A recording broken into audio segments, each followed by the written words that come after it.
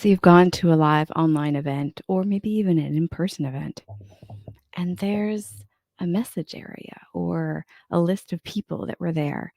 And you're like, oh, it was great to see everybody. That was really interesting. Definitely going to go to more events. But wait, don't stop there.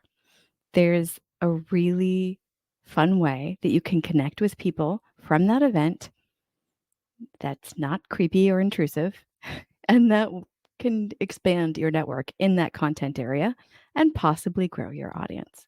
Hi, I'm Steph from Coffee Lake Media, and I do have a cold, but I'm trudging on because I am determined this month during Coffee Lake Media's Audience Growth Month to get 2 episodes a week to you, as well as one winner each week for the first 4 weeks of July in the free audit giveaway, the free podcast audit giveaway.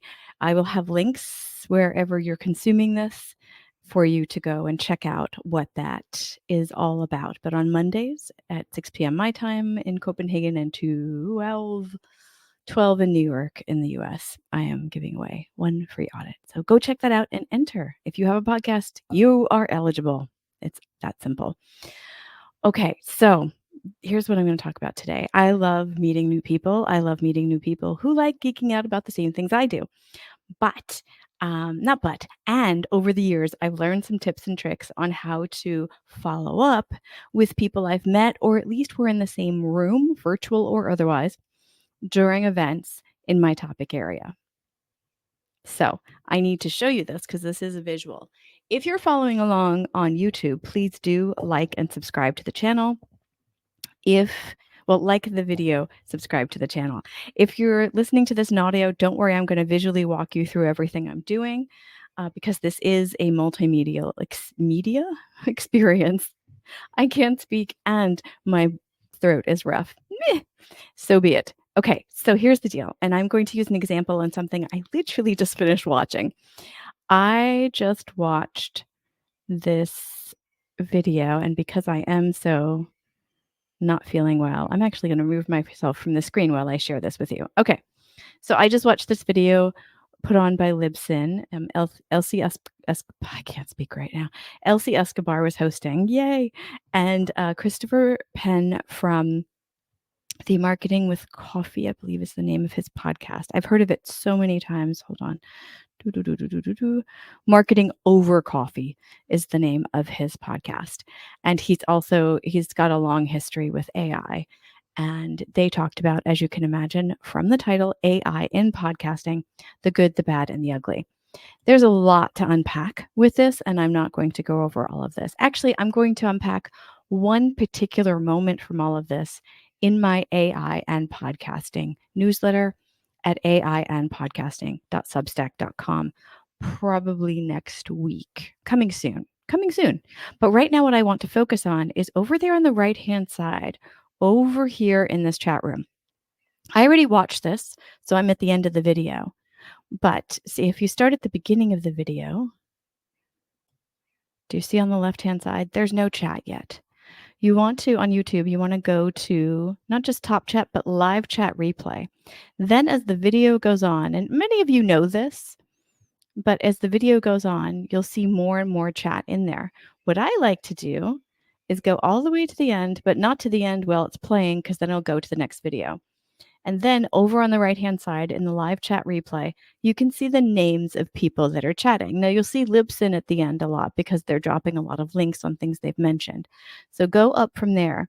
So you can see Dr. Katrina Burris, Leslie McElroy, Paul Culligan, Screens in Focus.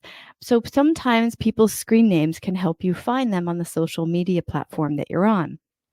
So this is a bit of work, but I promise you, if you screenshot either the video, because this is all available online. This is not behind closed doors or anything. So if you screenshot here, let me show you. I wonder if this will show up. Right now, I'm screenshotting the video and the live chat room, and I'm saving it with a name that I'll remember. And then when I contact the person on whatever social media platform I contact them on, I'll DM them with a picture of the video, and I'll say, hey, I saw you in this case, it's a virtual event. So I'll say, hey, I saw you in the chat room. I liked what you were saying.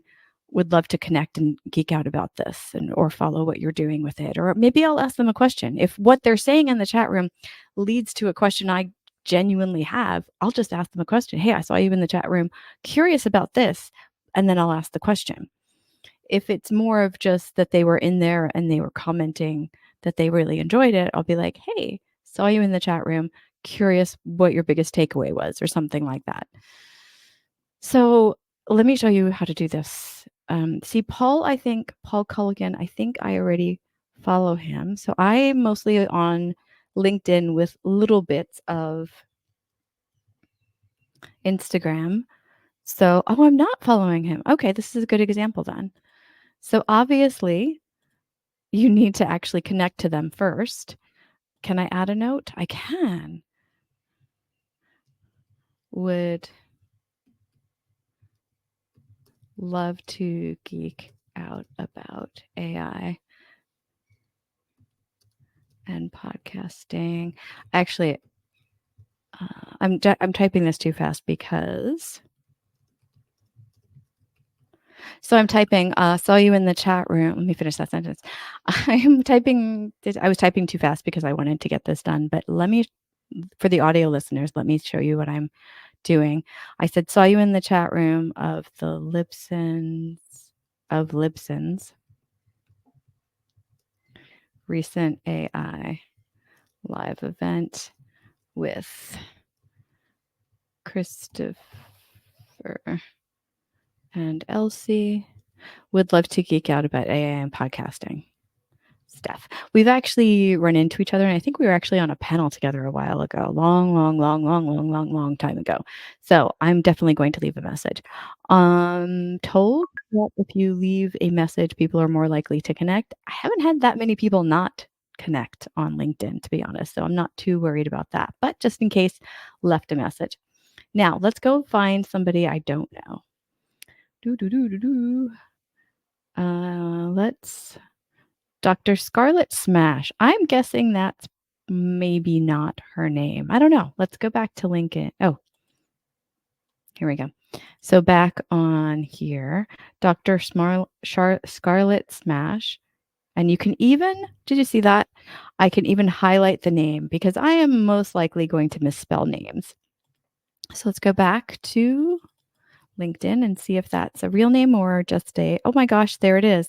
Connect. So obviously step one,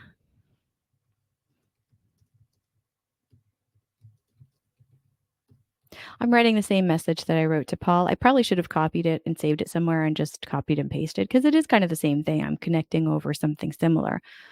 If I wasn't doing this while recording, I would look at what they wrote more and connect it to what they wrote. But I'm working a little fast right now because I like these episodes to be short and practical.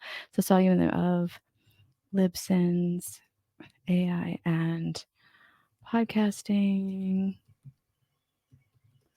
video event. Would love to geek out with you.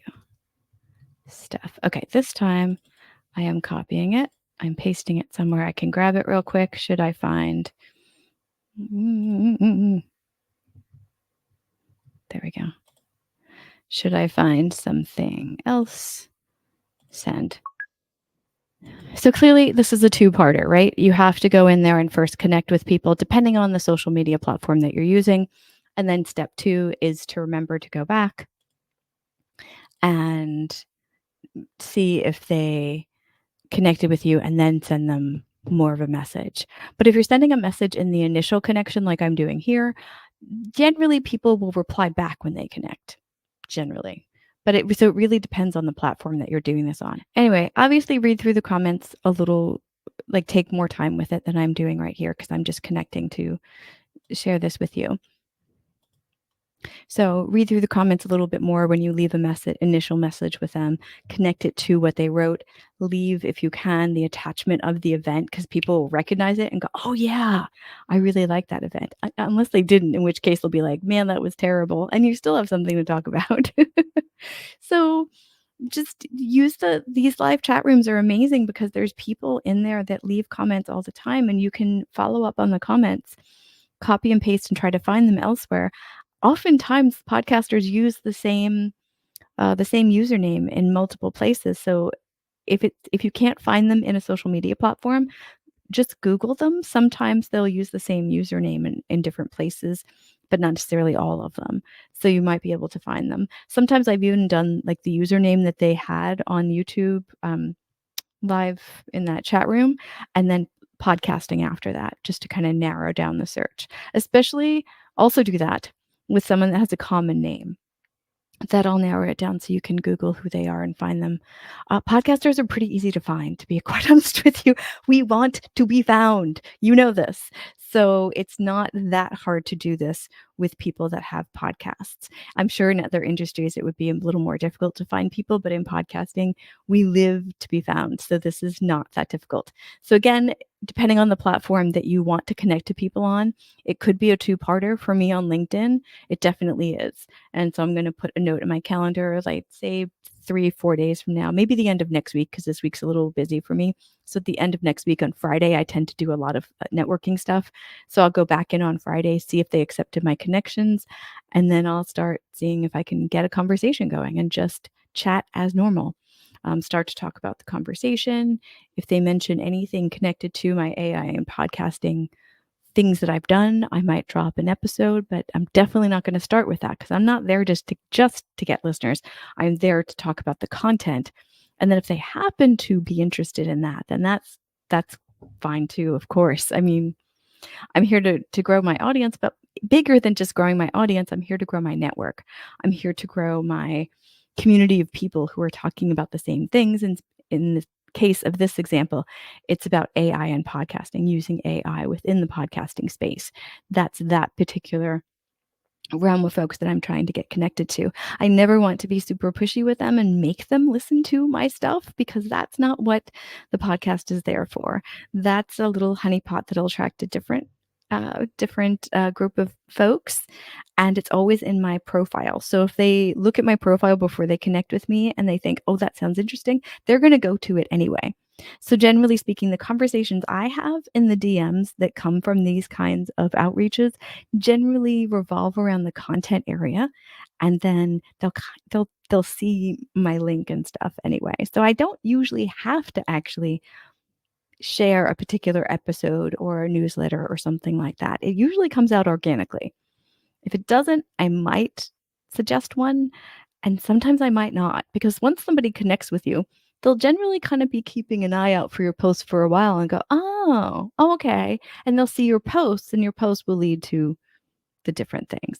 So I like to kind of let stuff organically um, roll out. I like to for people to see my stuff as I create it more so than just do my first outreach of, hey, you should listen to my podcast, because I don't know if they should. I think they should be the deciding person in that. And yes, this is a little bit slower, but it's it is and it isn't. It has a long tail that is absolutely gorgeous, and the connections, because they're not pushy, are more real because they are real, because I'm genuinely interested in the things I'm connecting to them about. So this is my way. This is the way that I prefer to connect and network with people. As with all the tips I'm sharing this month and any time of the year, of any given century, um, century? Yeah. I just do what's comfortable for you. This is what works for me. This slower one-on-one networking is what works for me. If you would prefer to reach out to people at the beginning when you find them in chat rooms and send them a message, then send them your link at least at the bottom of the message. Don't have it be the only thing you send them. That's my one request. You can be a little more upfront about your projects, your podcasts, but by all means, please don't lead only with listen to my podcast, because that's just there's no connection, there's no motivation to wanting to know about more about your podcast just from a link. A link tells almost nothing. So, yeah. All right. Well, I hope this helped you figure out for events that you're going to online or in person, how you can use the shared areas that show who went to follow up and find people online, connect with them, and start having one-on-one conversations with them to grow your network, to grow your audience, to grow your content connections within a space that you're already deeply passionate about. How do I know that? Because you're listening to this. And that's what Coffee Like Media is all about. It's that relaxed, deep intensity and passionate um, desire to learn more about a specific content area, skill, or knowledge base. And there you have it. All right. One more winner and two more podcast episodes every week. Da, da, da, at Coffee Like Media. For all the information on the contest, as well as the episodes and so much more, you can go to stephfuccio.com right here. And that has all the information for you. Thank you so much. And I will see you in the next one. Bye.